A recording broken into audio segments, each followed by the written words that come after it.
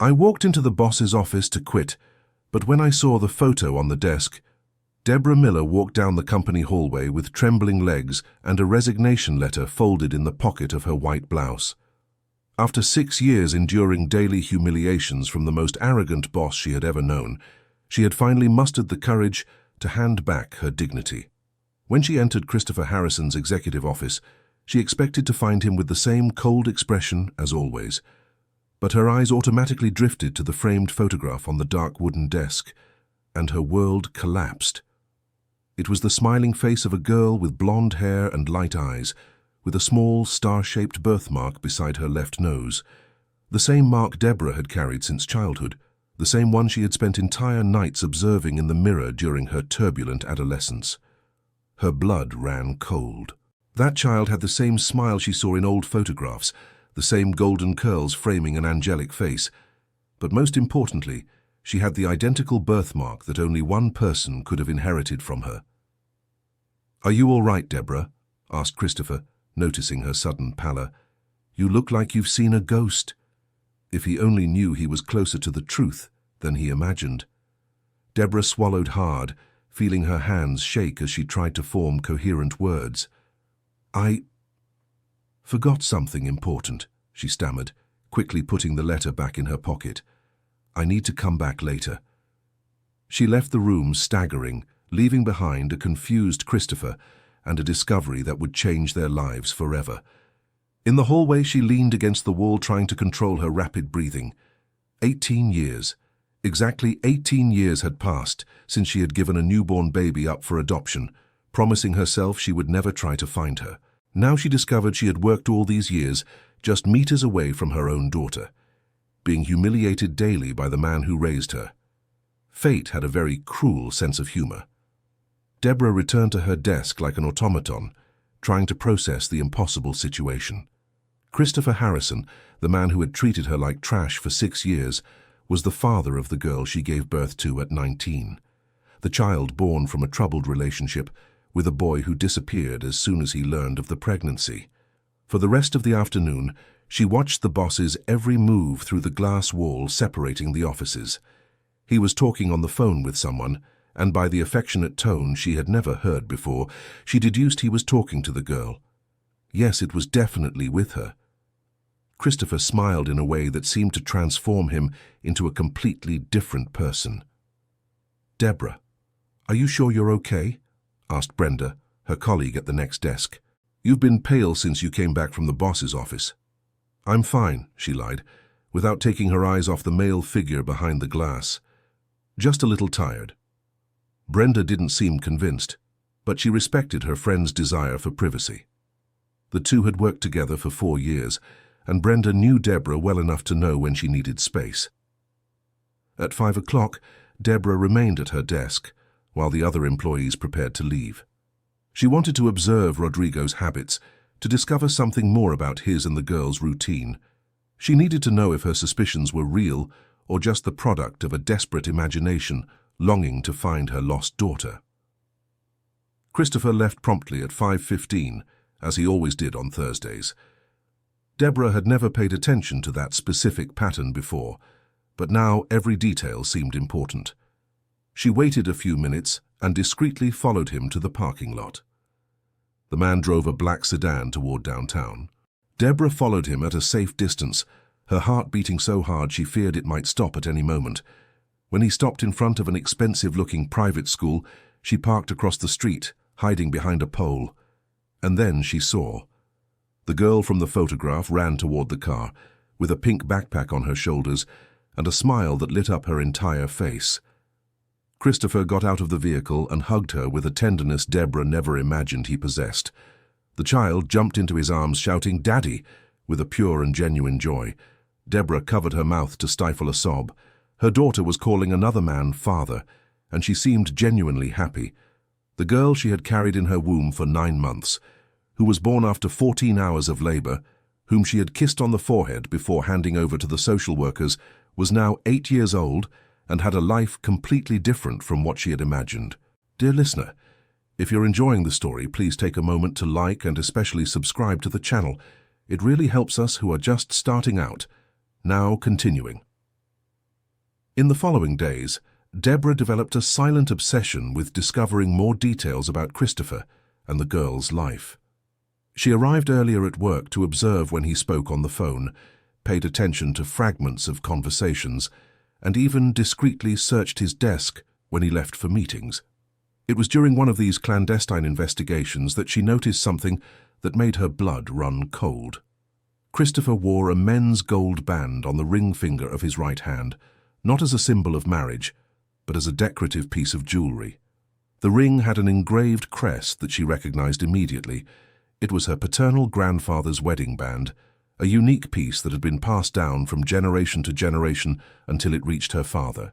Deborah remembered perfectly selling that ring 18 years ago, when she was desperate for money to survive during her pregnancy. She had sold it to a high-end consignment boutique downtown, crying as she handed over the last physical memento of her paternal family. During the lunch break, she casually approached Christopher's desk while he ate a sandwich. "Nice ring," she commented, trying to sound uninterested. "It looks like an antique piece." Christopher looked at his own hand and smiled slightly. "It was a gift from an old girlfriend," he replied without looking up from his computer. "She said it was a family heirloom, but needed to sell it for financial reasons. I ended up buying it because I found the crest design interesting." Deborah's world spun. Christopher was wearing her grandfather's ring, bought from the woman who had facilitated her daughter's adoption, the same woman who had guaranteed there would never be contact between the birth mother and the adoptive family. "Interesting," she managed to murmur before returning to her desk. That afternoon, Deborah could barely concentrate on work. The pieces of a complex puzzle were beginning to fit together in a disturbing way. The woman who handled her adoption had some kind of relationship with Christopher. Perhaps she had even been his wife at the time. She decided to investigate more deeply. Over the next few days, she began to observe every detail of her boss's personal life she could gather. She discovered through casual conversations with Janet, the company's longest-serving secretary, that Christopher had adopted his daughter alone about 8 years ago. "Poor Dr. Christopher," Janet commented, while organizing some documents. His wife vanished out of nowhere, left just a note saying she couldn't live that life anymore. He was devastated, especially because they had just adopted little Isabella. Isabella. Finally, Deborah knew her daughter's name. A beautiful name, fitting for a girl who had grown up with privileges she could never have offered at 19. "Didn't the wife like the child?" asked Deborah, feigning casual curiosity.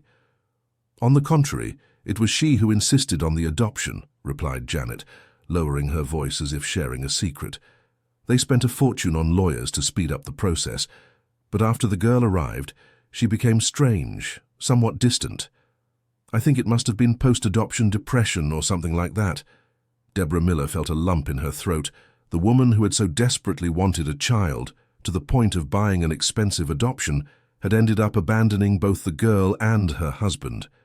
Meanwhile, the biological mother who had been forced by circumstances to give up her daughter had spent 18 years dreaming of a reunion. That Friday, Christopher Harrison left a folder open on the table while he stepped out for a quick meeting. Deborah took the opportunity to discreetly look at the documents. They were medical papers related to Isabella, routine exams, vaccination records, pediatric consultation reports. A familiar name appeared on several documents. Tavern Michael Sullivan, the same lawyer who had handled her adoption years ago. Deborah mentally noted the office address that appeared on the papers. She needed to speak with that man urgently. On Saturday morning, Deborah drove to the law office downtown. Atuman Michael Sullivan was a short, stout man with graying hair and gold-rimmed glasses. He received her with curiosity, clearly not remembering her after so long. "How may I help you, ma'am?" "My name is Deborah Miller," she said, watching his reaction closely. "I came here 18 years ago to place a child for adoption." The lawyer's face changed completely. He grew pale and nervous, shuffling papers on his desk unnecessarily. "Ah, yes? I vaguely remember," he lied unconvincingly. "But you know those proceedings are confidential. I cannot provide information about—" "I'm not asking for information," Deborah interrupted.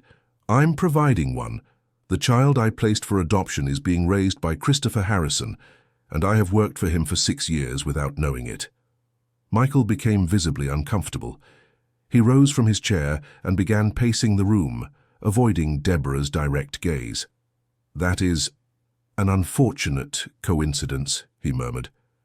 "But it doesn't change the fact that the adoption was legal and final." "Legal?" Deborah stood up as well, staring him down firmly. "You pressured me to sign the papers when I was vulnerable and confused. You said it was the only option to ensure a better future for my daughter. And wasn't it?" he retorted defensively. "Look at the life she has now compared to what you could offer back then." The truth in those words stung, but Deborah didn't let herself be intimidated. "I want to know details about how the adoption was handled," she demanded, "and I want to know about the woman who paid for it." Michael sighed heavily before sitting down again. Victoria Harrison was desperate for a child, he admitted reluctantly. She and her husband had been trying to get pregnant for years without success. When they learned there was a young mother willing to place her baby for adoption, they offered a significant sum to expedite the process. Significant sum? $10,000, the lawyer revealed. At the time, it was a lot of money. They wanted to ensure everything was settled quickly, without bureaucratic complications. Deborah felt nauseated. Her daughter had been bought like a commodity, while she had received only a few $100s to cover basic medical expenses. "And where is Victoria Harrison now?" "I don't know," Michael replied honestly. "She disappeared a few years after the adoption. Christopher came here a few times looking for information on how to contact her, but I could never help. She simply vanished." Deborah left the office with more questions than answers. The woman who had purchased her daughter had disappeared, leaving behind a husband and a child who were now her only connection to the past. Christopher didn't know he worked daily with his daughter's biological mother, and she had no idea how to process this information. During the following week, Deborah observed Christopher with new eyes. When he spoke to Isabella on the phone, his voice grew softer. When her drawings arrived by email, he printed them and put them on the board behind his desk. When she called saying she had a headache at school, he cancelled important meetings to pick her up. Christopher Harrison was a terrible boss, but clearly a dedicated father. During a company party held in a rented hall, Deborah had the opportunity to observe Christopher interacting with his mother, Mrs. Martha, an elegant lady with white hair who must have been about 70. The two were talking near the bar when Deborah discreetly approached to listen. "Isabella had those nightmares again last week," commented Mrs. Martha with concern. "She always dreams of a young woman who leaves her at a hospital." Deborah nearly dropped the soda glass she was holding. "The doctor said that's normal for adopted children," replied Christopher. "Over time, those dreams will fade." "But she always draws the same female figure in her school notebooks," insisted the grandmother. "The teacher even mentioned it to me at the last meeting. It's always a blonde woman with a beauty mark on her face, just like hers." Deborah had to lean against the wall. Isabella was dreaming of her, drawing her face without even knowing who she was. The maternal connection she had always felt seemed to be reciprocal, even after so many years of separation. Dear listener, if you're enjoying the story, please take a moment to leave a like and especially subscribe to the channel. It really helps us who are just starting out. Now continuing.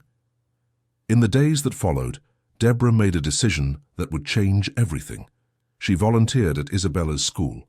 She told the principal she had experience with children and would like to help with extracurricular activities. Fortunately, the school always needed extra help, especially from qualified professionals. The first meeting happened on a Tuesday afternoon during an art class. Deborah entered the room with her heart racing, trying to maintain a calm appearance while searching for Isabella among the children. She found her sitting near the window, focused on a drawing. Even from behind, Deborah recognized her by the blonde curls and delicate posture. She approached slowly, as if fearing the girl might disappear like a dream. "Hi," she said softly. "What a beautiful drawing you're making." Isabella looked up, and Deborah saw her own reflection in those bright, curious eyes. The girl studied her for a few seconds before smiling. "You look like someone from my dreams," said Isabella with the typical sincerity of children. The words pierced Deborah's chest like a spear. She knelt beside the desk to be at the girl's eye level. "Really? What is this person from your dreams like?" She's a pretty lady who hugs me when I'm sad, explained Isabella, returning to color her drawing. She has a little mole right here. She touched her own face at the exact spot where Deborah had her star-shaped beauty mark. Deborah had to control the tears that insisted on forming. And do you like those dreams? I like them a lot, replied Isabella, smiling.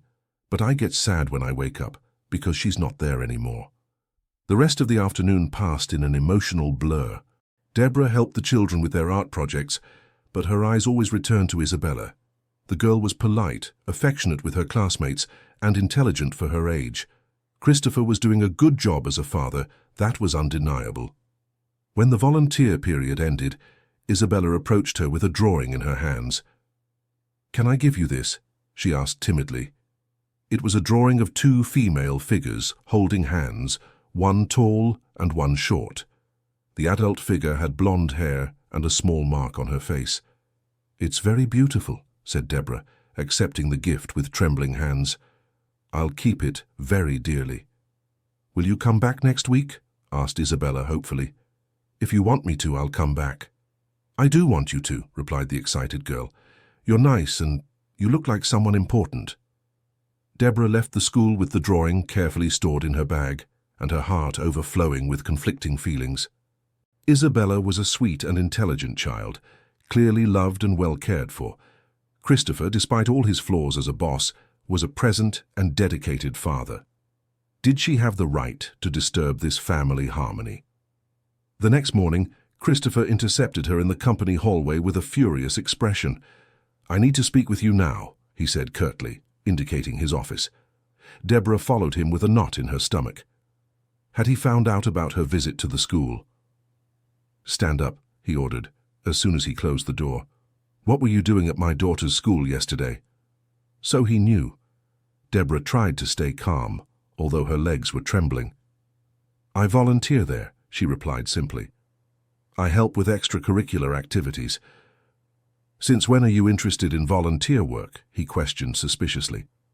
"In 6 years working here, you've never mentioned anything about it." "People change, Christopher," she said, trying to use the same cold tone he always used with her. "I decided to do something useful in my free time." "What an interesting coincidence," he retorted sarcastically. "Right at the school where my daughter studies. Out of hundreds of institutions in the city, you chose exactly that one."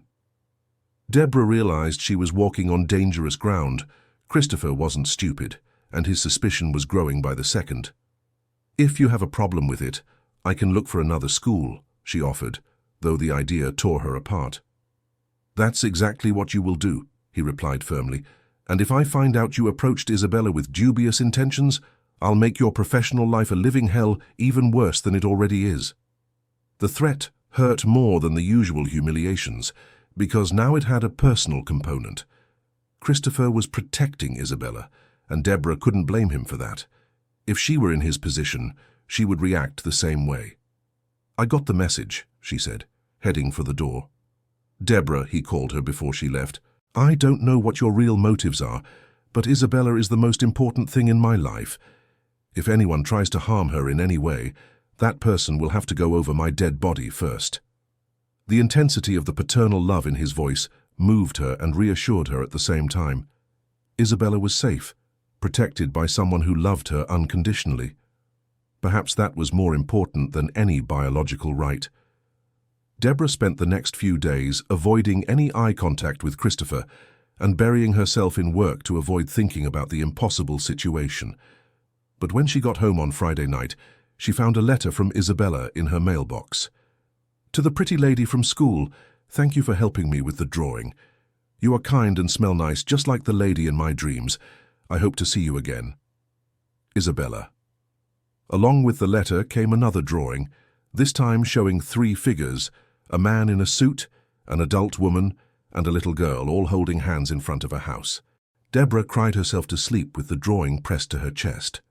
On Sunday morning, she decided she needed definitive answers. She drove to a private lab and requested a DNA test.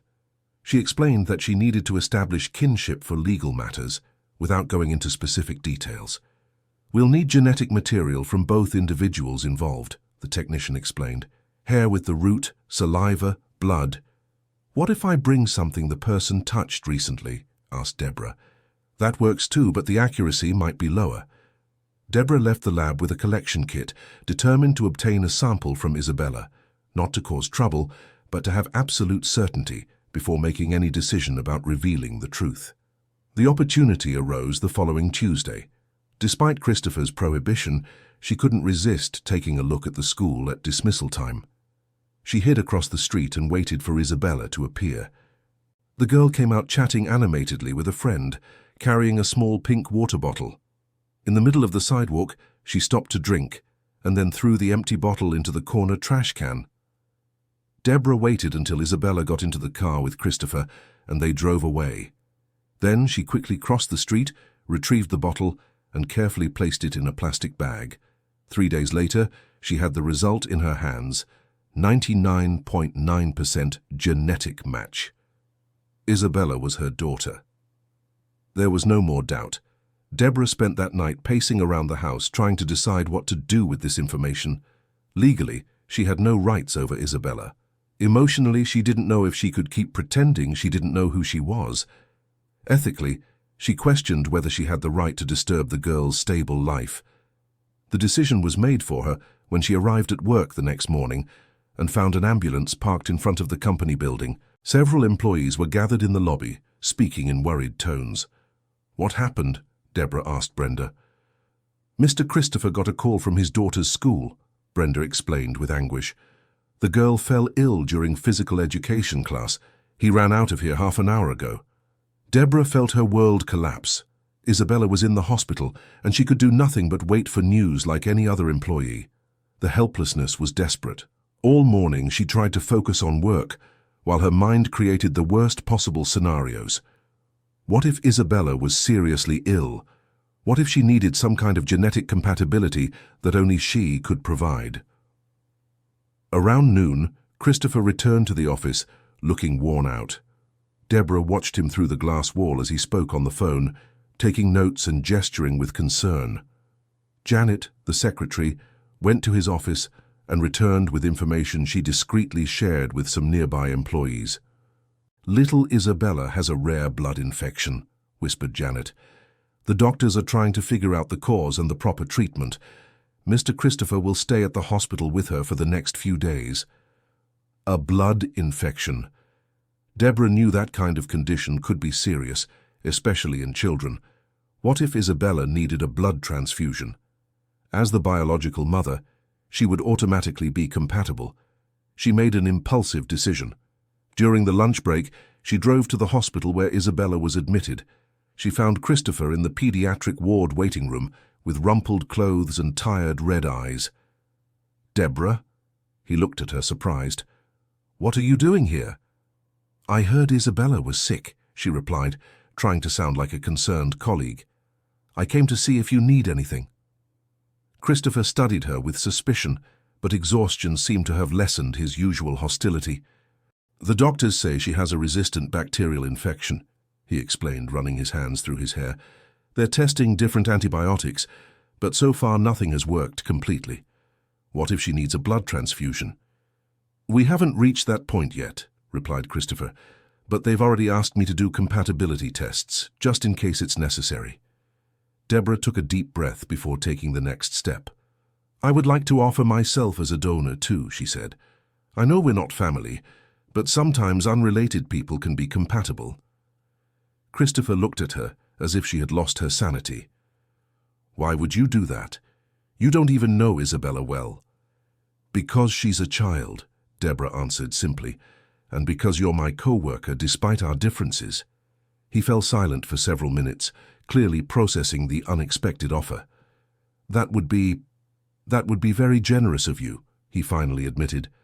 "The doctors said the more donor options we have, the better." An hour later, Deborah was in an exam room providing blood samples for compatibility testing. The nurse was efficient and friendly, explaining that the results would be ready in a few hours. "Are you related to the patient?" asked the nurse while labeling the blood vials. "No," Deborah replied, "just a friend of the family." When the results came in, the attending physician called both Christopher and Deborah for a private conversation. Dr. Stephen Thompson was an experienced pediatrician with graying hair and reading glasses hanging around his neck.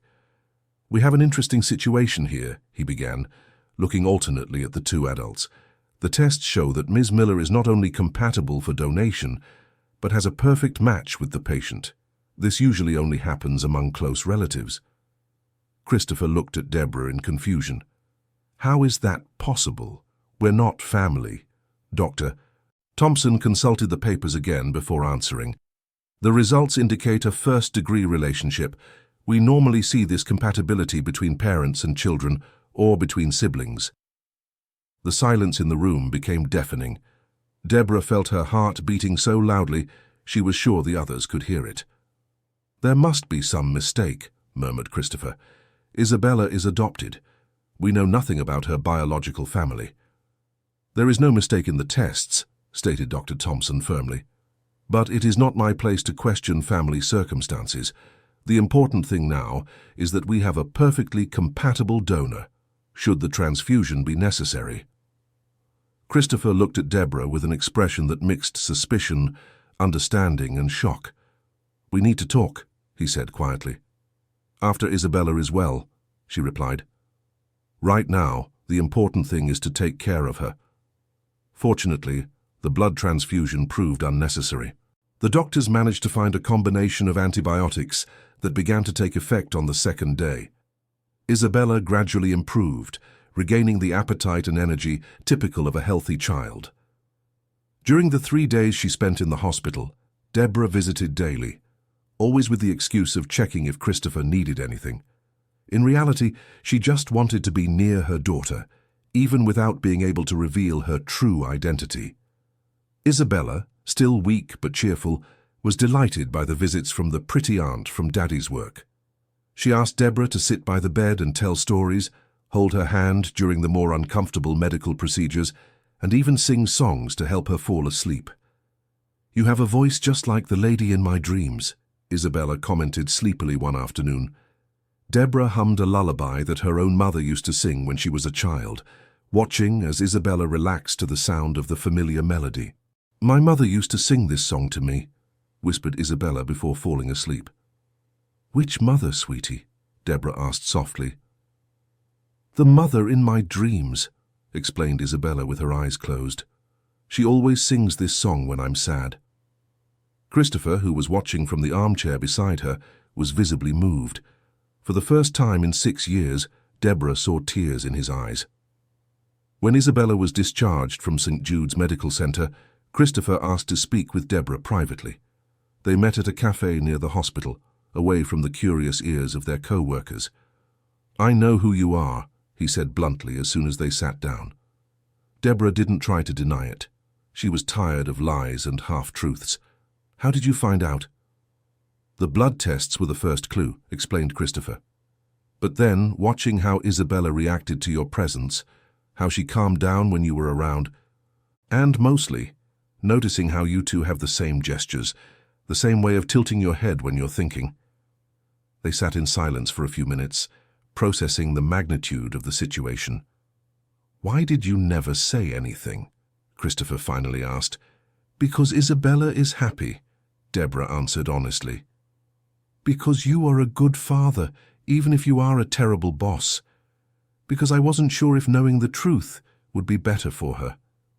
"And now? Are you sure?" Deborah took a deep breath before answering. "I don't know," she admitted. "She talks about me in her dreams, draws me without knowing me, calms down in my presence.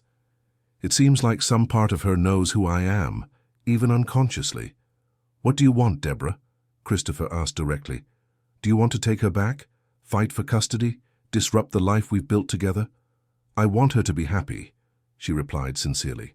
"If that means continuing to live with you and pretending I don't know who she is, then that's what I'll do. But if there's a chance that knowing the truth could help fill the emptiness I sometimes see in her eyes, then maybe it's worth trying." Christopher was surprised by the maturity of her answer. He had expected legal demands, emotional blackmail, or at least attempts to take Isabella from him. "You really gave her up because you thought it was better for her?" he asked. "I was 19, Christopher," Deborah explained, her voice choked. I was alone, no family, no money, no prospects. Her father disappeared when he found out about the pregnancy. I worked 3 part-time jobs just to pay the rent for a room in a boarding house. How could I raise a child under those conditions? And now? Are you in a position to now? Deborah looked around the cafe, thinking about the life she had built over the last few years. She had a stable job, her own apartment, even some savings. She wasn't rich, but she was no longer in the absolute poverty of her youth. I have basic financial stability, she replied, but I don't have what you can offer. A big house, heritage academy, top-tier health insurance, vacations at resorts. And most importantly, I don't have 8 years of history with her. Isabella asks about her birth mother sometimes, Christopher confessed. Especially after those dreams, she wants to know why she was given up for adoption, if her real mother still thinks about her, if they'll ever meet. And what do you tell her? That her birth mother loved her very much, but couldn't take care of her at the time, said Christopher. That she made a difficult decision because she wanted Isabella to have a better life. That's the truth, Deborah confirmed with tears in her eyes. I know it is, he replied softly. It took me a while to understand, but now I know. They talked for 2 more hours, laying the groundwork for a delicate situation. Christopher agreed to let Deborah gradually get closer to Isabella, as long as it was done naturally and without pressuring the child. In return, Deborah promised she would not try to take Isabella from him or cause unnecessary conflict. One condition, Christopher said before they parted ways. At the office, we continue to keep our professional relationship normal. I don't want the other employees to suspect anything until we decide how to reveal the truth to Isabella. I agree, Deborah accepted. But could you at least stop humiliating me in front of the others? Now that you know who I am, it feels strange to be treated like trash by my daughter's father. Christopher had the decency to look ashamed. You're right, he admitted. I've always been a tough boss, but I recognize I went overboard with you a few times. A few times? Deborah arched an eyebrow. Many times, he corrected with a reluctant smile. I'll try to do better. The first visible change happened the following Monday, when Christopher greeted Deborah politely and even said please when asking her to prepare some reports. The other employees noticed the difference immediately, but no one dared to comment openly. Brenda, however, couldn't contain her curiosity. What did you do to the boss? She whispered during the break. He's almost human. Perhaps he realized that treating employees well can be more productive, Deborah replied diplomatically. In truth, Christopher's change in attitude was deeper than just workplace improvements. He began to see Deborah as a real person, with feelings and a complex history, instead of just a subordinate to vent his frustrations on. 2 weeks after the episode at St. Jude's Medical Center, Christopher invited Deborah to a family lunch on the weekend. It was a significant step in the gradual approach they had planned. Isabella is going to be surprised, he warned. She hasn't stopped talking about you since she got back from the hospital. What if she suspects something?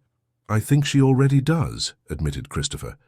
Children are more intuitive than we think, but let's let her come to her own conclusions without forcing anything. The meeting was set for Sunday at Christopher's apartment. Deborah arrived with a gift for Isabella, a painting kit with professional watercolors. She had chosen something art-related because she knew the girl liked to draw. Isabella opened the door and her face lit up upon seeing Deborah. Aunt Deborah, she shouted joyfully. Daddy said you were going to have lunch with us. Aunt Deborah. The unlikely title sounded perfectly natural on the child's lips. Deborah crouched down to Isabella's height and was rewarded with a tight hug. I brought a little gift for you, said Deborah, offering the box of paints.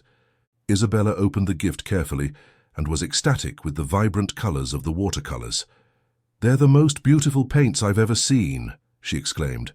Can I make a drawing for you right now? Of course you can. While Isabella concentrated on creating her artwork on the living room table, Deborah and Christopher prepared lunch together in the kitchen. It was a strangely domestic experience, as if they were a normal family planning a weekend meal. She's happy, observed Christopher, looking through the kitchen door to check on Isabella. Yes, agreed Deborah. She's a joyful and affectionate child. You've done a good job raising her. I had help, he admitted. My mother was crucial in the early years, and Isabella has always been an easy child to handle. What was Victoria like as a mother? Asked Deborah, curious about the woman who had bought her daughter. Christopher grew serious for a moment before answering. Victoria was complicated, he said carefully. She very much wanted to be a mother, but when Isabella arrived, she became obsessed with perfection. Everything had to be exactly as she had imagined. When the reality of motherhood didn't match the fantasy, she began to pull away. Does Isabella remember her? Very little, replied Christopher. Victoria left when Isabella was 2. The child sometimes asks about the mother who left, but she doesn't have many concrete memories. Deborah processed this information in silence. Isabella had lost 2 maternal figures before the age of 8, the biological one who gave her up for adoption and the adoptive one who abandoned her. It was a double trauma that explained many things about the girl's recurring dreams. Done, announced Isabella from the living room. I finished my drawing. They interrupted their lunch preparations to admire the artistic creation. Isabella had painted 3 human figures in front of a colorful house: a tall man in a suit, a woman with yellow hair, and a little girl. The 3 figures were holding hands, and all had big smiles on their faces. It's our family, Isabella explained proudly. Daddy, me, and... She stopped and looked at Deborah uncertainly. And who is the pretty lady in the drawing? Deborah asked gently. It's you, Isabella replied simply. You're part of our family now, aren't you? Christopher and Deborah exchanged meaningful looks. The child's intuition had grasped something the adults were still trying to define. If you want me to be a part of it, Deborah replied carefully. I do, Isabella said with conviction. You remind me of someone very important. Who? The mother from my dreams, whispered Isabella, as if sharing a precious secret. Sometimes I think you're the same person.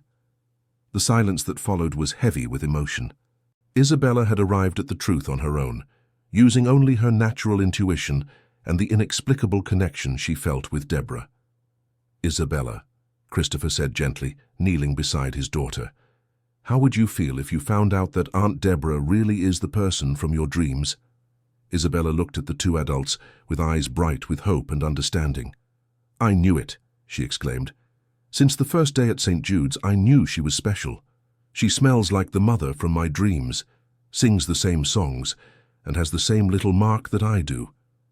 Isabella delicately touched the star-shaped birthmark on Deborah's face, comparing it to her own. So, you're my real mother? The girl asked softly. Deborah swallowed the lump in her throat before answering. I am the woman who brought you into the world, she said, choosing her words carefully. But Daddy Christopher is the one who raised you, educated you, loved you every day of your life. We both love you very much, each in our own way.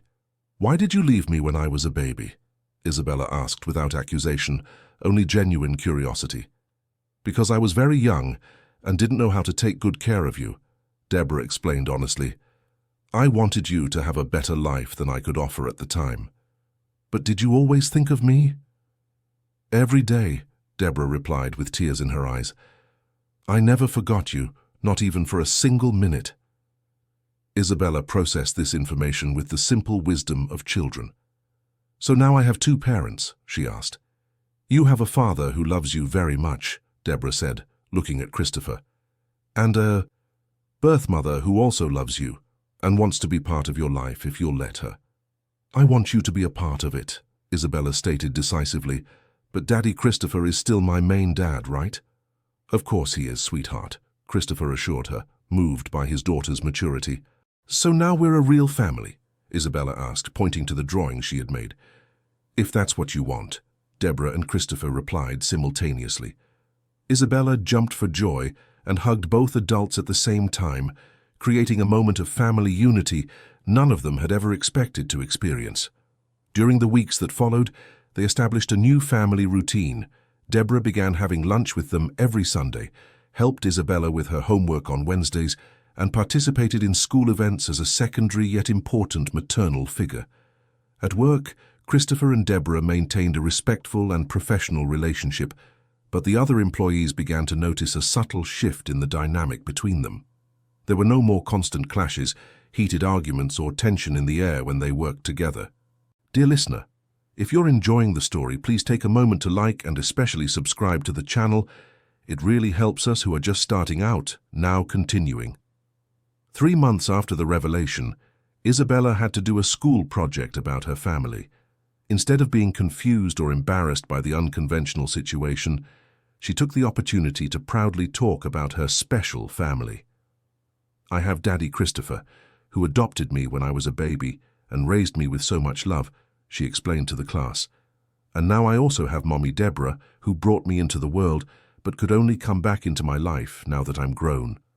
The teacher, Miss Anderson, was impressed with the maturity and naturalness with which Isabella handled the situation. Isabella explained that you found a way to form a non-traditional but very loving family, the educator commented during a meeting with Christopher and Deborah. It's admirable how you prioritized her well-being above any personal conflict. Isabella is a special child, Deborah replied. She deserves to have all the adults in her life working together for her good. And you as a couple?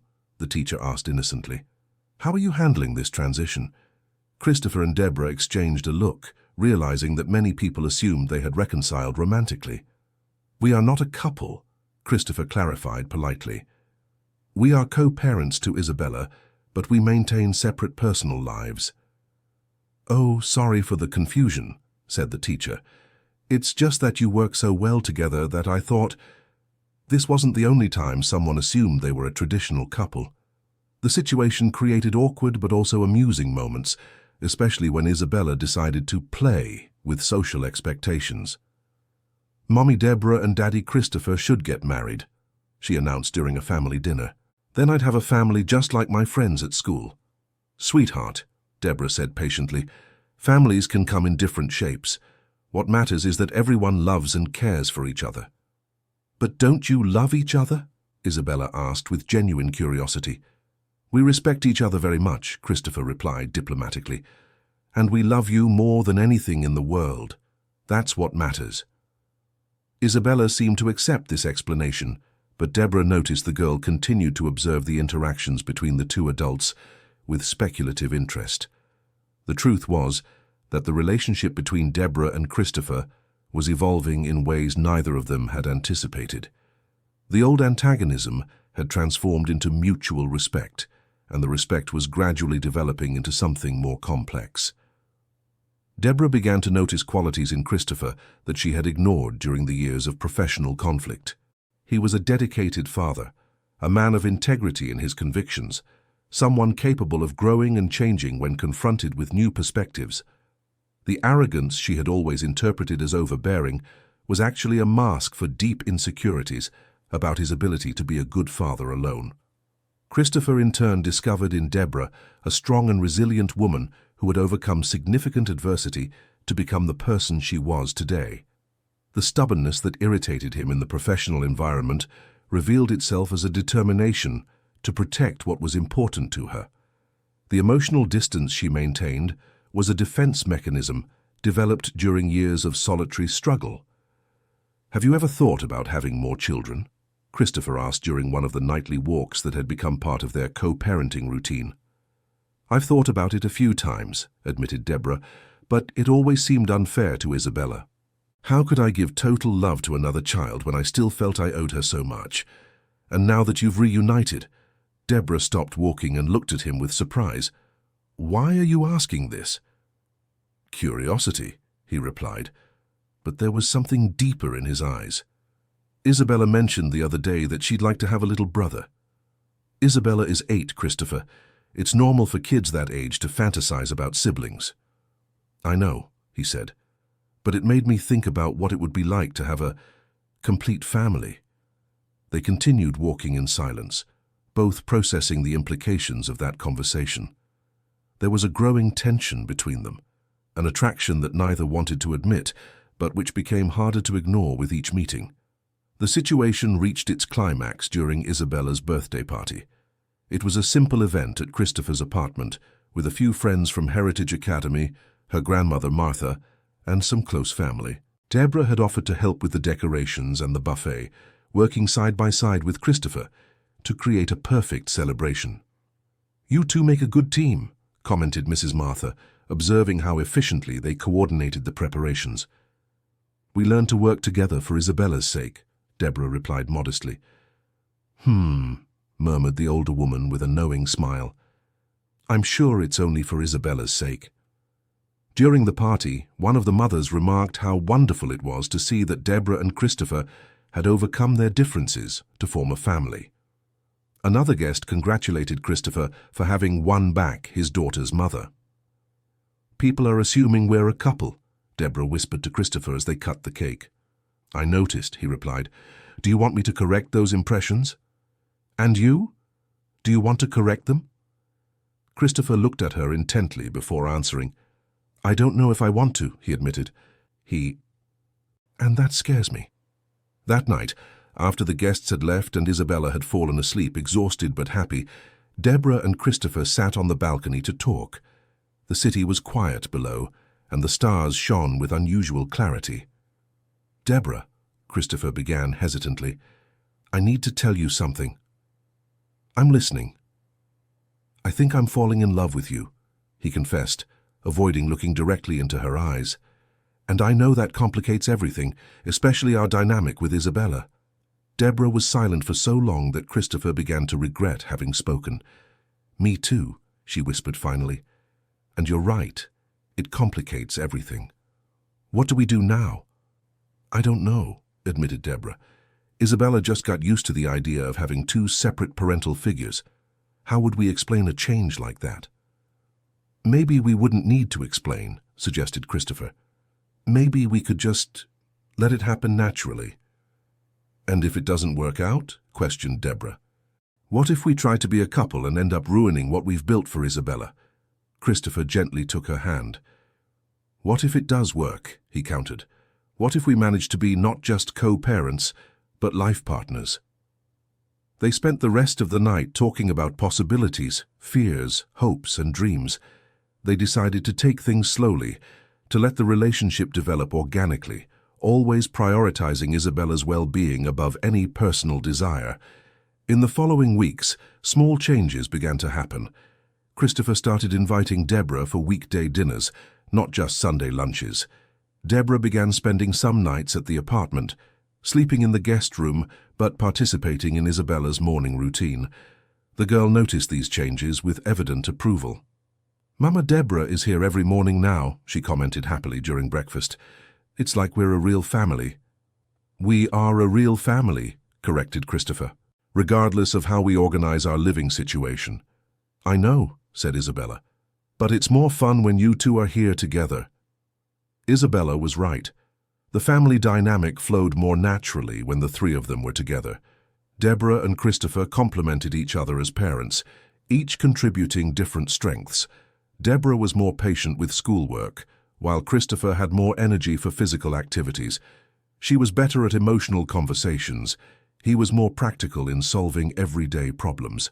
6 months after the first conversation about their mutual feelings, Christopher officially asked Deborah to be his girlfriend. He chose a simple but meaningful moment. The three of them were making homemade pizza on a Friday night when he simply said, "Deborah, would you like to be my girlfriend?" Isabella stopped spreading tomato sauce on the dough and looked at the two adults expectantly. "She has to say yes," exclaimed the girl. "Otherwise our family will keep being weird." Deborah laughed at the childish logic. "Our family isn't weird, Isabella, it's special." "But it will get even more special if you two date," insisted Isabella. "And would you feel okay if I were your dad Christopher's girlfriend?" asked Deborah. "It would be the best present ever," replied an excited Isabella. Deborah looked at Christopher, who awaited her answer with disguised anxiety. "Then yes," she said, smiling. "I accept being your girlfriend." Isabella squealed with joy and hugged them both at once, spreading flour and tomato sauce everywhere. It was an unromantic declaration, but perfectly suited for the unconventional family they had formed. The first year of dating was a journey of discoveries and adjustments. Deborah officially moved into Christopher's apartment, but kept her own space by decorating the guest room with her personal belongings. Isabella now had 2 parental figures present daily, but it took a few months to establish new boundaries and dynamics. "Sometimes I forget which one of you said I couldn't do something," confessed Isabella during a family talk. Can I try asking the other one when the first one says no? It doesn't work like that, clever girl, laughed Christopher. We talk about the important rules. If one of us says no, the other will confirm. How boring, grumbled Isabella, but she was smiling. The company also needed to adapt to the new dynamic. Deborah and Christopher established clear rules to separate personal and professional life, but some employees were initially uncomfortable with the situation. It's strange to see you two as a couple, commented Brenda discreetly. I remember when you could barely stand each other. People change, Deborah replied simply, and sometimes you need to know someone under different circumstances to see who they really are. At least now we know why you never quit, joked Brenda. You were waiting for the boss to fall in love with you. Actually, laughed Deborah, I was going to quit the day I found out about Isabella. If I had handed in my letter that day, none of this would have happened. The second year brought stability and growth. Isabella, now 10 years old, had completely adapted to the rebuilt family. She called Deborah Mom naturally, but still referred to Christopher as the main dad when she needed to make that distinction for others. At school, everyone thinks you've always been married, commented Isabella during a walk in the park. I don't correct them because it's easier to explain. And how do you feel about that? Asked Deborah. Happy, Isabella replied simply. It doesn't matter how we got here. What matters is that we're together now. During a parent-teacher conference at the school, the principal commented on Isabella's positive transformation. She has always been an exemplary student, said the educator, but in the last year, we've noticed a confidence and a joy that weren't there before. It's clear that family stability has made a significant difference. Isabella has been through many changes, observed Christopher. We're happy she has adapted so well. Children are resilient when they feel loved, replied the principal, and it's obvious Isabella feels deeply loved by both of you. That evening, while Isabella did her homework, Deborah and Christopher talked about the future. Have you thought about marriage? Christopher asked directly. I think about it sometimes, admitted Deborah, but I don't feel pressure to make our situation official. We're fine the way we are. What if Isabella wants us to get married? Then we'll talk about it, she replied. But adult decisions shouldn't be based solely on children's wishes, no matter how loved they are. You're right, agreed Christopher. But I have to admit, the idea of marrying you makes me happy. Me too, confessed Deborah. Maybe it's just a matter of the right timing. The right timing arrived on the 3rd anniversary of Deborah and Isabella's reunion. The girl, now 11 years old, had prepared a special surprise to mark the date. I made a timeline of our family, she announced proudly, showing a colorful poster full of photos and drawings. It started when you brought me into the world, Mom Deborah. Then there's the sad part when we had to be apart. Then there's the part when Dad Christopher adopted me and raised me with so much love. And here is when you two reunited and became a real family. Deborah and Christopher studied the timeline carefully, impressed by the mature perspective Isabella had developed about her own story. And what comes next? Asked Christopher, pointing to a blank space at the end of the poster. That depends on you, said Isabella with a mischievous smile. But I was thinking maybe a wedding could go here, and then maybe a little brother or sister there. Deborah and Christopher laughed at the girl's subtlety. Isabella Miller Harrison, said Christopher in a playful tone. Are you trying to manipulate your parents? It's not manipulation, Isabella defended herself. It's strategic family planning. Where did you learn that expression? Asked Deborah, amused. On the internet, Isabella replied innocently. I researched how to convince parents to have more kids. That night, after Isabella went to sleep, Deborah and Christopher had a serious conversation about the family's future. She really wants us to get married, observed Christopher. And she wants siblings, added Deborah. The question is, what do we want? I want to marry you, said Christopher without hesitation. Not because of Isabella, not for social convenience, but because I love you and want to spend the rest of my life with you. And about having more children? Christopher thought carefully before answering. Isabella is already 11, he said. If we're going to have other children, it would be good for it to happen soon so she can have a close relationship with her siblings. What if I can't get pregnant? Asked Deborah. I'm 40. It's not so simple anymore. Then we'll try, Christopher replied simply, and if it doesn't happen naturally, we'll consider other options, or we'll be happy being a family of 3. You've really thought about all of this, observed Deborah. I think about our future every day, he confessed. Deborah, you've changed my life in ways I never imagined possible. You've made me a better father, a better man, a more complete person. You transformed my life too, she replied emotionally. It gave me the chance to meet my daughter, to form a family, to truly fall in love for the first time. So that's it? Asked Christopher hopefully. Are we getting married? We are getting married, confirmed Deborah, smiling. The official proposal happened the following weekend, during a family picnic in the park where they used to take walks. Christopher had hidden a simple but elegant ring in the food basket, waiting for the perfect moment to make the formal proposal. Isabella, he said when they finished eating, remember you said you wanted our family to become even more special? I remember, replied the girl, intrigued. What if I asked Mommy Deborah to marry me? Would you approve? Isabella got so excited she started jumping. Yes, yes, yes, she shouted. Propose, do it now. Christopher knelt on the grass in front of Deborah, holding the ring with slightly trembling hands. Deborah Miller, will you marry me? He asked simply. Yes, she replied without hesitation. I will. Isabella clapped and danced around them as Christopher slipped the ring onto Deborah's finger. Other families in the park noticed the scene and began to applaud as well, creating a magical and spontaneous moment. Now I can tell everyone that my parents are getting married, exclaimed Isabella joyfully. You can tell anyone you want, laughed Deborah, admiring the ring. We're a real family now, officially. We've always been a real family, corrected Christopher. Now we'll just have the paperwork to prove it. The wedding was planned for 6 months later, a small but meaningful event with close family and intimate friends. Isabella insisted on being the maid of honor and also the one responsible for carrying the rings. It's going to be the best wedding in the world, she declared during the preparations. Because it's my parents' wedding. Technically, said Deborah, it's your biological mother's wedding to your adoptive father. Which is the same thing as my parents' wedding, insisted Isabella logically. During the wedding preparations, Deborah discovered she was pregnant. The news came on a Tuesday morning, through a pharmacy test she took out of curiosity more than any real suspicion. She stared at the positive result for several minutes, trying to process the information. At 41 years old, after 16 years of trying not to get pregnant again, she was expecting another child. Christopher, she called from the bathroom. Yes?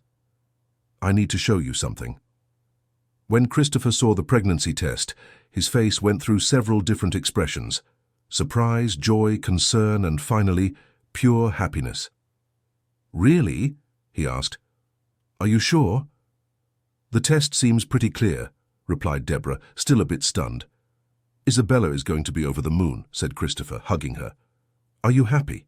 Asked Deborah, seeking confirmation in his eyes. I'm overjoyed, he confirmed.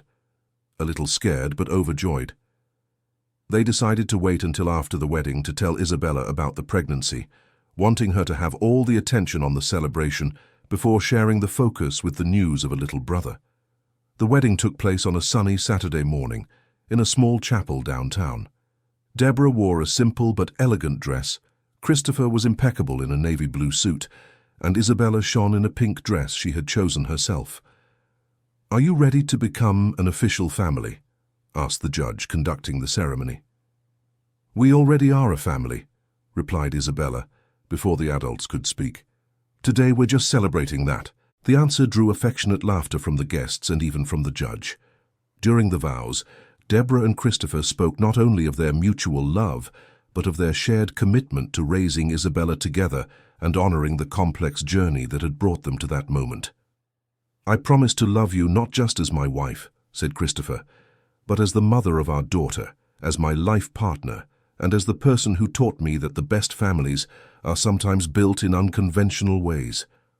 I promise to love you not just as my husband, Deborah replied, but as the man who raised our daughter with dedication, who gave me a second chance at motherhood, and who proved that true love can arise from the most unexpected circumstances.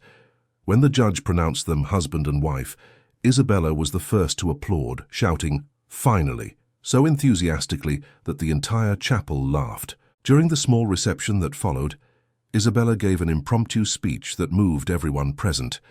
"I want to thank Daddy Christopher for adopting me and loving me since I was a baby," she said seriously. "And I want to thank Mommy Deborah for bringing me into the world and for coming back to our family when the time was right. And I want to thank God for making everything work out in the end." There wasn't a dry eye in the room when she finished. 3 weeks after the wedding, during a family dinner, Deborah and Christopher finally told Isabella about the pregnancy. "Isabella," began Christopher, "how would you feel about having a little brother or sister?" "That would be amazing," she replied immediately. "Why, are you thinking of adopting another child?" "Not exactly," said Deborah, smiling. "You're going to have a biological little brother. I'm pregnant." Isabella was silent for exactly 10 seconds, processing the information. Then she exploded with joy. "Really? You have a baby in your belly right now?" she asked, pointing to Deborah's abdomen. "I do," confirmed Deborah. "And when will it be born?" "In about 7 months," replied Christopher. Isabella began calculating mentally. "So it will be born around my 12th birthday?" "It's possible," said Deborah. "That would be the best birthday present ever," exclaimed Isabella. "Can I touch your belly?" Deborah guided her stepdaughter's small hand to her abdomen, where there were still no visible signs of the pregnancy.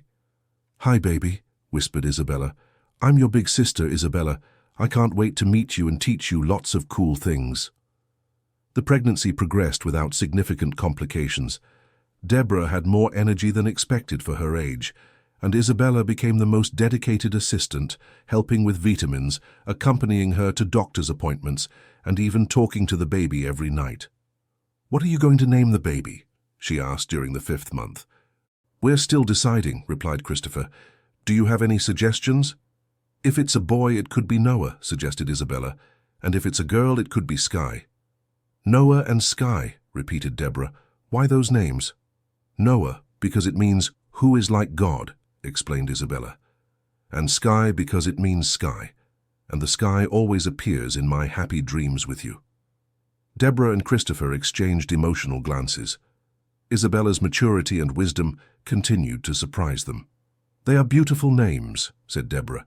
"We'll seriously consider them." The baby was born on an April morning, 2 weeks before Isabella's birthday. He was a healthy boy with dark hair and light eyes, who cried vigorously as soon as he came into the world. "Noah Miller Harrison," announced the doctor, "a strong, healthy boy." Isabella, who was eagerly waiting in the hallway with Mrs. Martha, was the first visitor to meet her little brother. She tiptoed into the room as if afraid of waking the baby.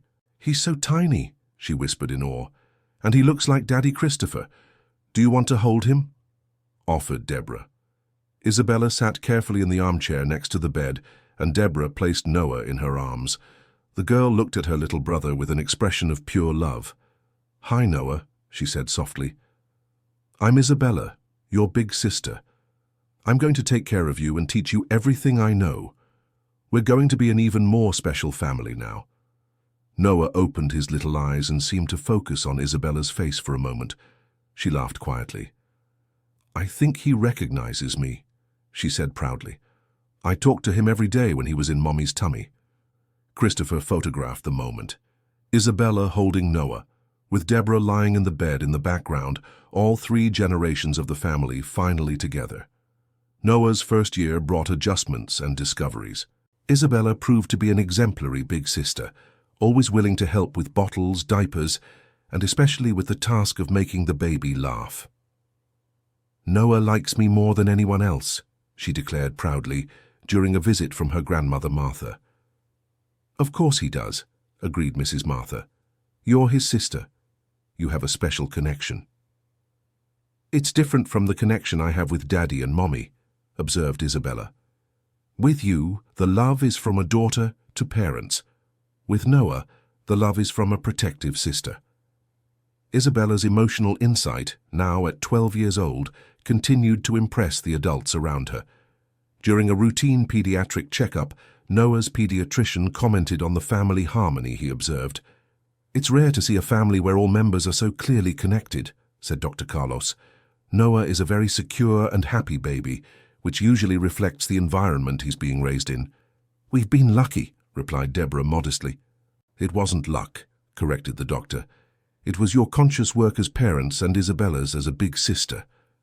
When Noah turned 1, the family decided to take a special trip to celebrate. They chose a beach house in a small coastal town where they would spend a whole week together without the distractions of work and the urban routine. "It's our complete family's first real trip," observed Isabella as they packed. "Technically, our family was already complete a long time ago," said Christopher. "Noah just made everything even better."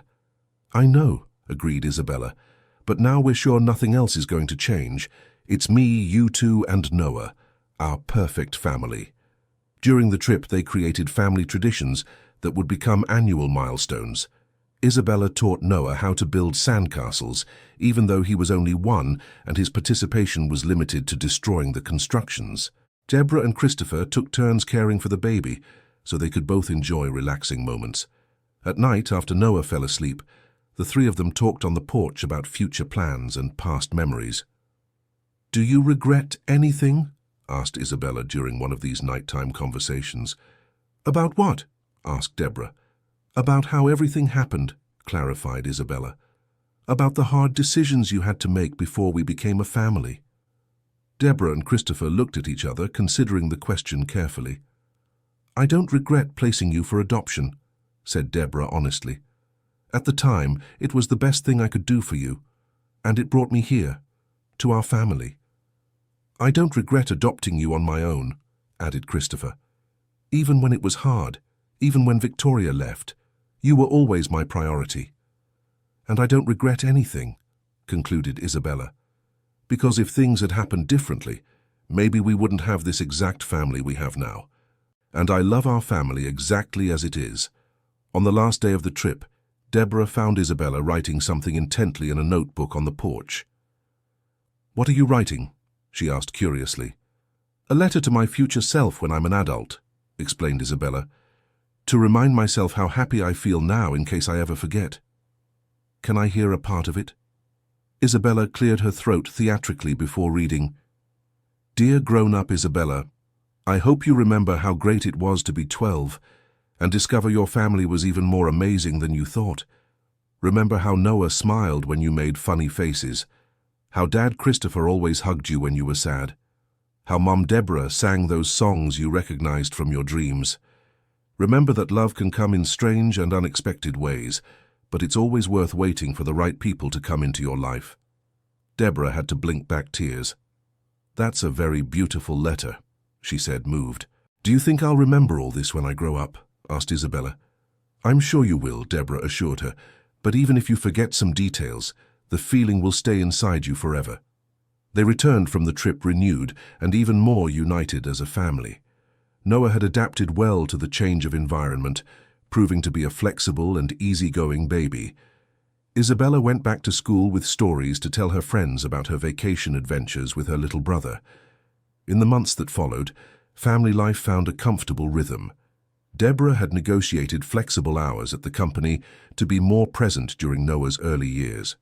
Christopher proved to be an even more attentive father with his second child, applying everything he'd learned raising Isabella.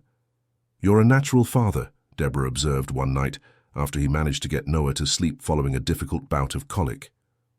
"I had a good teacher the first time," he replied, referring to Isabella. "She taught me more about fatherhood than any manual ever could." "And now you have 2 teachers," Deborah teased. "Noah is already starting to show his own personality." It was true. Noah, at 15 months, was already showing himself to be an observant and sociable child. He laughed easily, especially at Isabella, and displayed a natural curiosity about the world around him. During a year-end party at the company, several colleagues commented on the positive transformation they saw in Deborah and Christopher as people. "You two are different," said Brenda, who had followed the entire evolution of their relationship. "More relaxed, happier." "Family is good for us," Deborah replied simply. "And to think it all started because you were going to quit," Brenda teased. If you'd handed in that letter that day— I'd rather not think about that, Deborah interrupted. What matters is that things happened exactly as they were meant to. This philosophy of gratitude for the present, instead of speculation about alternatives, had become a characteristic of the Miller-Harrison family. They had all learned to value what they had built together, rather than lamenting lost time or past decisions. When Noah turned 2, Isabella gave a spontaneous speech during his birthday party. "I wanted to thank Noah for making our family even more special," she said, holding her little brother in her arms. "And I wanted to thank all of you for helping us build this incredible story." "Incredible story is a good description," commented Mrs. Martha, who at 75 had become the perfect grandmother for both children. "It's a story that isn't over yet," added Christopher. "We have many chapters ahead." "And I can't wait to see what comes next," Isabella said excitedly. Deborah looked around the table, observing the people who had become her family through a complex and unexpected journey. Christopher held Noah in his arms, Isabella was helping Grandma Martha serve the cake, and the house was filled with laughter, conversation, and that special energy only truly connected families can create. 5 years ago, she had walked into Christopher's office with a resignation letter, ready to leave that company and never look back. Now, she couldn't imagine her life any differently. "What are you thinking about?" asked Christopher, noticing her contemplative expression. "I was thinking about how life can change completely in a single moment," she replied.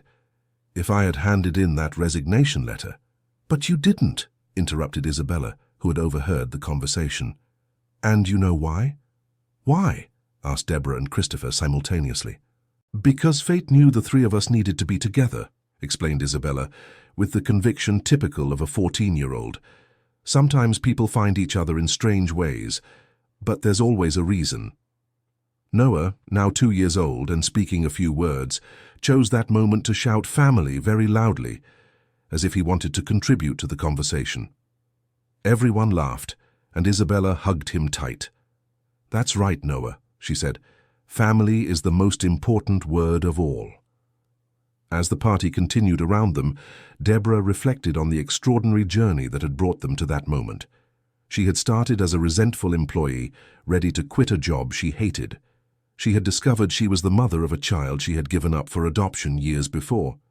She had fallen in love with the man she considered her professional enemy. She had married, had another child, and built a family that was unconventional but deeply loving. "There are no coincidences," she said aloud, echoing the sentiment Isabella had expressed. "What was that?" asked Christopher. "None of this was a coincidence," explained Deborah. "Me working specifically at your company, Isabella being adopted specifically by you, us falling in love despite all the initial hostility, Noah being born to complete our family. Everything was connected from the beginning." "Do you believe in fate?" asked Christopher, interested. "I believe in family," Deborah replied, "and I believe some people are destined to meet no matter how difficult the path to get there." Isabella approached them with Noah in her arms. "Can I make a request?" she asked. "Of course," said Christopher. "When Noah grows up and asks about our story, will you tell him the whole truth?" asked Isabella. "About how Mom gave me up for adoption, about how you 2 met by chance, about how our family was built in a different way." "Why do you want us to tell him everything?" asked Deborah curiously. "Because it's a beautiful story," Isabella replied simply. "It's a story about second chances, about forgiveness, about how love can come from the most unexpected places. Noah should know this story because it's our family's story." "And what if he gets confused?" questioned Christopher. "Then we explain it as many times as necessary," said Isabella determinedly. "Children understand love, even when situations are complicated, and our story is full of love." Deborah hugged Isabella, moved by her stepdaughter's maturity and wisdom. "You're right," she agreed. "We'll tell Noah the whole story when he's old enough to understand. And we'll tell it in a way that lets him know our family is special," added Christopher. "Not in spite of the difficulties, but because of how we overcame them together." Noah, who had been quiet during the whole conversation, chose that moment to give a slobbery kiss on Isabella's cheek. "He agrees with us," laughed Isabella. "A special family is the best family there is." That evening, after the children had fallen asleep, Deborah and Christopher sat on the porch to talk about the future. It was something they did regularly, planning not just the practical aspects of family life, but also dreaming of possibilities and setting shared goals. "What do you think Isabella will do when she grows up?" asked Christopher. "Something that involves helping people," Deborah answered without hesitation. "She has a very generous heart and a natural ability to understand other people's feelings." "A psychologist, perhaps?" suggested Christopher. "Or a social worker?" "Whatever she chooses will be perfect," said Deborah. "She has that rare combination of emotional intelligence and practical determination. And Noah, it's too early to speculate, but he already shows signs of being very sociable." "Whatever it is, he'll have an amazing big sister to guide him," observed Deborah. "Isabella is already planning to teach him everything: how to tie his shoes, how to ride a bike, how to deal with bullies at school." "And us? What do we want for ourselves in the coming years?" Deborah thought carefully before answering. "I want to continue being a good mother to both of them," she said. "I want to support Isabella through her teenage years without being overprotective. I want to watch Noah grow and discover his personality. And I want to keep building our partnership as a couple and as parents. And professionally." "The company is doing well with our unofficial partnership," Deborah replied. "Maybe it's time to make it official. Turn our successful personal dynamic into a formal business partnership too." Christopher smiled. The idea had occurred to him several times, but he had hoped she would come to the same conclusion naturally. "Deborah Miller Harrison, managing partner," he said experimentally. "It has a great ring to it." "And Christopher Harrison, partner director," she replied. "That sounds good too." "Isabella will love knowing the company will be a real family business," observed Christopher. "And Noah will grow up knowing he can be part of it if he wants, or choose his own path," added Deborah. They sat in comfortable silence for a few minutes, watching the stars and listening to the nighttime sounds of the city. It was in these moments of tranquility that Deborah most appreciated the life they had built together. "You know what else amazes me about our whole story?" Christopher said suddenly. "What?" "How Isabella handled everything," he replied. "An 8-year-old child discovering her biological mother works with her adoptive father, seeing the two fall in love, gaining a little brother, adjusting to a blended family. And she navigated all of it with more maturity than many adults would show." "Isabella has always been special," Deborah agreed. "But I think part of that maturity came precisely from the experiences she had. Losing an adoptive mother, dreaming of a biological mother, learning to trust new family arrangements, all of that taught her to be flexible and resilient." "And it taught us too," observed Christopher. "If it weren't for how Isabella reacted to everything, maybe we wouldn't have had the courage to try to be an unconventional family." "She was our teacher from the start," Deborah agreed. "She taught us that family isn't about following social rules, but about loving and caring for each other unconditionally." The next morning, during breakfast, Isabella made an announcement that surprised her parents. "I've decided what I want to do when I grow up," she said between spoonfuls of cereal. "Oh yeah?" asked Christopher, interested. "And what is it?" "I want to work with adoption," Isabella answered decisively. "Help children find families, and help families find children." Deborah and Christopher exchanged glances, impressed by the choice. "Why specifically adoption?" asked Deborah. "Because I know what it's like to be adopted," Isabella explained logically. "I know how it feels to be lost sometimes, how it feels to have doubts about where you belong, how important it is to have adults who truly understand you helping in the process." "That's a very generous choice," observed Christopher. "And very brave," added Deborah. "Working with adoption can be emotionally difficult." "All the important things are difficult," replied Isabella with 14-year-old wisdom. "But if I can help other children find families as special as ours, it will be worth it." Noah, who was in the high chair next to Isabella, clapped his little hands as if applauding his sister's decision. "Noah agrees with me," laughed Isabella. "He knows family is the most important thing in the world." That afternoon, while Isabella was at school and Noah was taking his nap, Deborah found herself alone at home for a few hours. It was a rarity in her current life, and she used the time to reflect on the extraordinary journey that had brought them there. She walked through the house, looking at the photographs documenting the evolution of their family. There were pictures of baby Isabella in Christopher's arms, pictures of their wedding, pictures of newborn Noah, and hundreds of family moments captured over the years. She stopped in front of a particular photograph, Isabella holding Noah on the day he was born, with Deborah lying in the hospital bed in the background. It was the first official photo of the complete family, and it perfectly captured the joy and love that defined that moment. Next to that photo was a framed drawing Isabella had made years ago, showing 3 figures holding hands in front of a house. Deborah vividly remembered the day Isabella had given her that drawing, when they were still just an employee and the boss's daughter, connected by dreams and intuitions that neither of them fully understood. Now, looking at the drawing next to the photograph, Deborah could see how the child's art had prophesied the future they had built together. Isabella had always known, even subconsciously, that they were meant to be a family. The sound of Noah waking from his nap interrupted her reflections. She went upstairs to get him from his crib, and he greeted her with a huge smile and outstretched arms. "Hi, my love," she said, picking him up. "Did you sleep well?" Noah answered with a series of sounds that weren't yet complete words but clearly expressed contentment and affection. As she changed his diaper, Deborah talked about the plans for the rest of the afternoon. "Isabella will be home from school soon," she said, "and Daddy will be home from work at 6. We'll have dinner together like we always do." Noah watched her intently, as if understanding every word. "You're lucky, you know," Deborah continued. "You were born into a family that already knew how to be a family. Isabella and I had to learn it the hard way." Around 6 o'clock, the whole family was gathered in the kitchen, preparing dinner together. It was a routine they had established since Noah was little. Everyone participated in meal preparation according to their abilities. Isabella chopped vegetables with professional chef precision, Christopher cooked the proteins, Deborah prepared the sides, and Noah contributed by sitting in his high chair, supervising everything with his cheerful presence. "How was school today?" Christopher asked Isabella. "Good," she replied. "The English teacher asked us to write an essay about our family. I wrote about how families can be formed in different ways, but the love is always the same." "And how did your classmates react when you read it?" asked Deborah.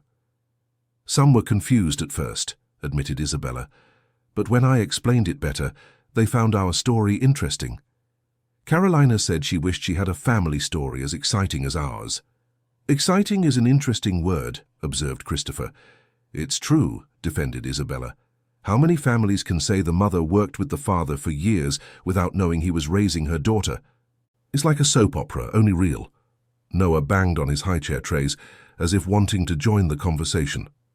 "Noah also thinks our story is exciting," laughed Isabella. "He knows he was born into a special family." During dinner, they talked about plans for the weekend.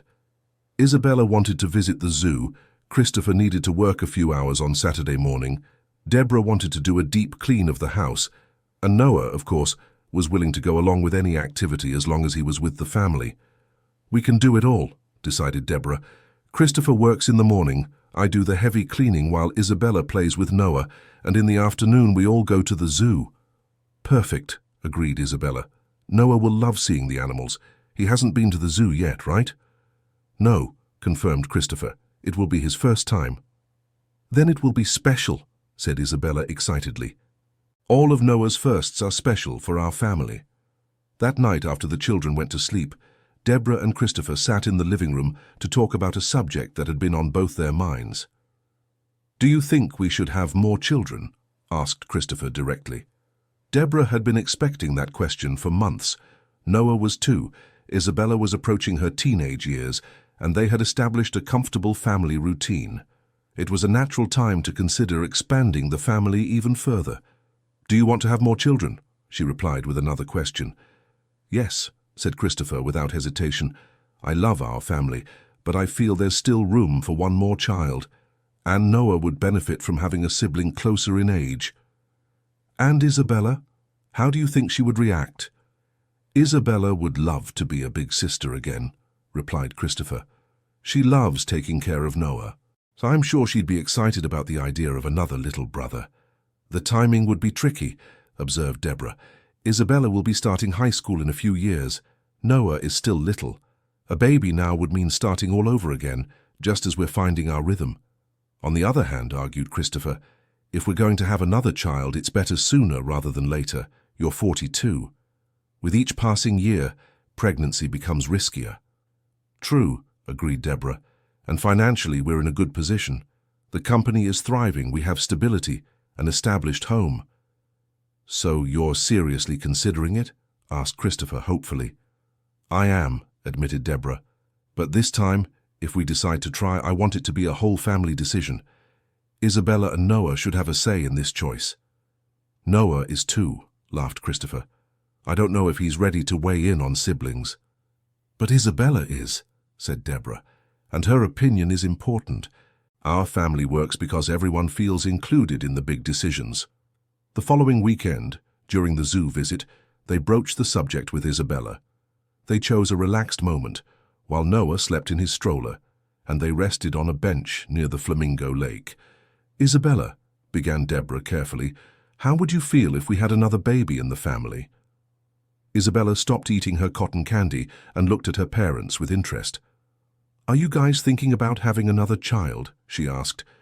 We're considering it, replied Christopher, but we wanted to know your opinion first. Would it be a girl or a boy? Asked Isabella pragmatically. We can't know until the baby is born, explained Deborah. It could be either. Isabella thought for a few minutes, watching Noah sleeping peacefully in the stroller.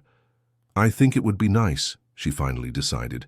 Noah could have a sibling his own age to play with, and I could help take care of both of them. Are you sure? Asked Deborah. A baby would mean less attention for you and Noah for a while. Mom, said Isabella with exaggerated patience, I'm 14, I don't need that much attention, and it would be fun to teach things to 2 little siblings instead of just 1. What if it's twins? Joked Christopher. Even better, exclaimed Isabella. Imagine how cool, Noah, and then 2 babies the same age. It would be like having 3 little kids at once. Isabella, sweetie, laughed Deborah, you have no idea how much work 3 little children are. Then you'll really need my help, Isabella replied logically, and I love helping with important family things. Noah chose that moment to wake up, looking around confusedly until he found the familiar faces around him. Noah, said Isabella excitedly, guess what? You might get another little brother or sister. Noah looked at her without understanding, but smiled because Isabella was excited. He approves, declared Isabella. Look how he's smiling. I think he's smiling because you're happy, corrected Christopher. But let's take that as approval. 2 months later, Deborah confirmed she was pregnant again. This time the news was shared immediately with the whole family, including Grandma Martha, who was radiant at the prospect of another grandchild. At 76, I'm going to be a grandmother to 3 children, said Mrs. Martha emotionally. I feel as if my life has grown richer with each passing year. And it will get even richer when the baby is born, promised Isabella. You'll have 2 little grandchildren to spoil. Deborah's second pregnancy was calmer than the first. She knew what to expect, had an established support network, and Isabella proved to be a tireless assistant during the months of gestation. I read in a book that babies can hear voices when they're in the belly, said Isabella during the 6th month. So I talk to the baby every day, so it will recognize me when it's born. And what do you tell the baby? Asked Deborah, touching her already well-rounded belly. I tell stories about our family, replied Isabella. How you and Daddy met, how Noah was born, how I was adopted and then found you. I want the baby to know from the start that our family is special. Noah, now 2½, had also developed a fascination with his mother's belly. He made a point of saying good night to the baby every night, gently touching Deborah's abdomen and whispering, "Baby," in his still childlike little voice. Noah is going to be a protective big brother, observed Christopher one evening. He already treats the belly as if he's responsible for protecting the baby. And Isabella is going to be the wise big sister, added Deborah. She's already planning everything she's going to teach the new family member. We're going to have a very loved child, said Christopher, with 2 dedicated older siblings and 2 experienced parents. The baby was born on a sunny March morning after a relatively quick labor.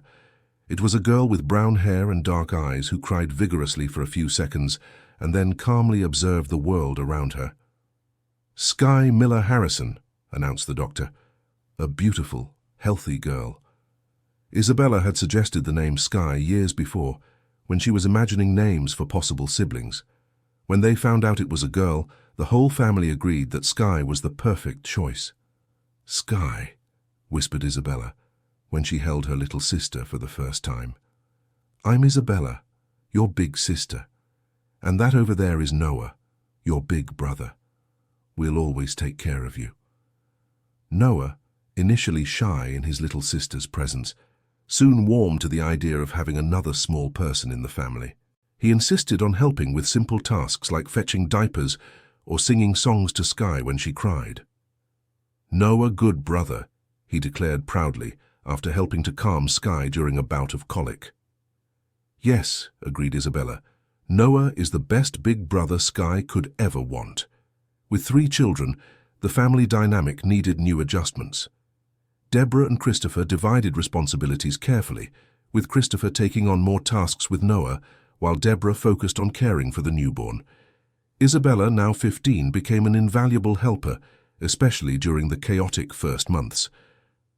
"Our house has turned into a kindergarten," joked Christopher during a particularly hectic night when Sky wouldn't stop crying. "A very loving kindergarten," corrected Deborah, rocking her daughter. "Look how Noah is trying to help."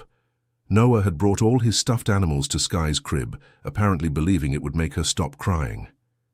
"Baby sad," he explained seriously. "Animals make happy."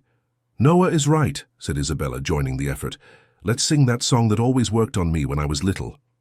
They began to sing a family lullaby, with Isabella singing the main melody, Christopher harmonizing, Deborah humming softly, and Noah contributing random sounds he considered music. Sky gradually stopped crying, becoming hypnotized by the harmonious voices around her. "Works every time," said Isabella with satisfaction. "Family music is magic." "It's the love that's magic," corrected Deborah. "The music is just the way to express it." During Sky's first year, the family established new routines that accommodated the needs of 3 children at different ages. Isabella, now in high school, took on more responsibilities, but never in a way that compromised her studies or social life. Noah learned to be a protective big brother, always checking if Sky was okay and alerting his parents about anything that seemed wrong to him. Deborah and Christopher became experts in time and energy management, coordinating their activities like a well-tuned team. "Sometimes I wonder how families with only one child do it," commented Christopher one night, when they had finally managed to get all 3 children to sleep at the same time. "They probably wonder how we do it with 3, laughed Deborah. "Every family has its own challenges." "But I wouldn't trade our situation for anything," said Christopher decisively. "It can be chaotic sometimes, but it's the happiest chaos I've ever known." "I wouldn't trade it either," agreed Deborah. "Even on the hardest days, when Sky won't stop crying, Noah is having a tantrum, and Isabella needs help with some school project, I look around and can only feel gratitude." "Gratitude for what, specifically?" "For having all these people to love," Deborah replied simply. "For having a second chance at being a mother. For having found you. For having built a family that works despite starting in an unconventional way." When Sky turned 1, the family decided to have a special party not only to celebrate her birthday, but to commemorate the complete family they had become. They invited all their close relatives, intimate friends, and some co-workers who had followed their family journey over the years. "It's amazing to think about everything that's changed since Sky was born," commented Brenda during the party. "You were a couple with 2 kids, now you're a family of 5. "Technically, we were always a family of 5, corrected Isabella, who had overheard the conversation. "It's just that Sky took a little longer to arrive." "Isabella is right," said Mrs. Martha, who at 78 continued to be the most active grandmother Sky, Noah, and Isabella could wish for. True families exist in the heart before they exist in reality. During the party, Isabella made another one of her spontaneous speeches, this time specifically addressing Sky, who was in Deborah's lap trying to grab the colorful balloons. "Sky," said Isabella solemnly, "you were born into the most special family in the world. You have a mommy who brought you into the world with so much love, a daddy who takes care of all of us with dedication, a brother who will always protect you, and a big sister who will teach you everything she knows about being strong and brave. Sky clapped her little hands, as if she understood every word. She approves, laughed Isabella, and she has good taste, because our family is truly amazing. That night, after the guests had left and the 3 children were asleep, Deborah and Christopher took their usual evening walk. It was a habit they had maintained over the years, no matter how busy they were during the day. "Remember when our biggest worry was whether Isabella would accept you as her biological mother?" asked Christopher. "It feels like a whole lifetime ago," Deborah replied. "Now our worries are much more practical. How to get Noah to stop waking Sky up early in the morning, how to help Isabella choose a college, how to balance work with 3 kids. They're good problems to have," Christopher observed. "They're happy family problems," Deborah agreed. "The kind of problem I always wanted to have, but never thought was possible." "And now, do you feel complete?" Deborah thought carefully before answering. "I feel like our family is exactly the right size," she said finally. "Isabella is growing up and becoming independent. Noah is discovering his personality. Sky is just beginning her journey. And the 2 of us are constantly learning how to be the best possible parents for each of them." "So no plans for a 4th child?" Christopher joked. "Christopher Miller Harrison?" laughed Deborah. "You're crazy if you think I'm having another baby at 44 with 3 kids at home." "It was just a theoretical question," he defended himself, laughing too. 3 kids is perfect, Deborah decided. Each one different, each one special, all united by the love we share as a family. "I couldn't agree more," said Christopher, taking her hand as they walked. They continued their walk in comfortable silence, each lost in thoughts about the extraordinary journey that had brought them there. Deborah reflected on how her life had completely transformed since that morning, years ago, when she had entered Christopher's office with a resignation letter in her pocket. If someone had told her back then that she would marry the boss she hated, build a loving family with 3 children, and find more happiness than she ever imagined possible, she would have thought the idea absurd. Now walking hand in hand with the man who had become her best friend, life partner, and co-parent to 3 wonderful children, Deborah knew that sometimes the best stories are the ones that start in the most unexpected places. "Christopher," she said suddenly. "Yes? Thank you." "For what?" "For adopting Isabella," she answered simply. "For taking care of her all these years. For giving me the chance to get to know her again. For building a family with me. For everything." Christopher stopped walking and hugged her right there on the sidewalk, under the light of the street lamps and the stars. "Thank you," he said, moved. "For bringing Isabella into the world. For having the courage to reach out to her again. For teaching me that love can grow even from the most difficult conflicts. For making our family possible." They kissed softly, a kiss that carried years of history, overcoming, growth, and deep love. When they returned home, they checked on all 3 children sleeping peacefully in their rooms. Isabella was 15 and dreamed of colleges and the future. Noah was 3 and dreamed of superhero adventures. Sky was 1 and probably dreamed of things only babies know.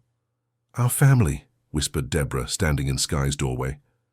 "Our family," repeated Christopher, putting his arm around her. And as they watched their youngest daughter sleeping soundly, they both knew they had built something rare and precious. A family based not on social conventions or outside expectations, but on genuine love, mutual understanding, and the shared commitment to care for each other through all the joys and challenges life might bring. End of story. This was a fictional story created to touch our hearts. Now tell us what you thought. Do you believe true love can arise from the most unexpected situations? Were you moved by this family's journey?